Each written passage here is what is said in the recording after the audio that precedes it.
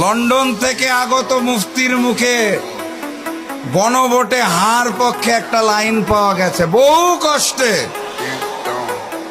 বহু কষ্টে মুখ দিয়ে শব্দটা বের করা গেছে।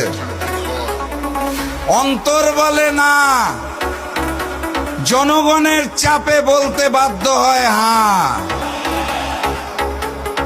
মনের মধ্যে আছে 10 বছরের বেশি আমাকে প্রধানমন্ত্রী থাকতে হবে।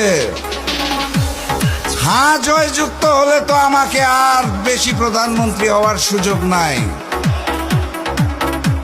হ্যাঁ যদি জয়যুক্ত হয় আমি তো ফ্যাসিজম আর জন্ম দিতে পারবো না। হ্যাঁ জয়যুক্ত হলে আর স্বৈরতন্ত্র করতে পারবো না। হ্যাঁ জয়যুক্ত হলে প্রধানমন্ত্রী এবং প্রেসিডেন্টের ক্ষমতার মধ্যে সমতা আসবে। এত দুঃখ কষ্টে অন্তরের মধ্যে না, মুখে বহু কষ্টে বের হয়েছে হ্যাঁ। তাও আমি ধন্যবাদ জানাই, বুকে কষ্ট চেপে রেখে হলেও আপনাকে হ্যাঁ বলতে হয়েছে, আলহামদুলিল্লাহ।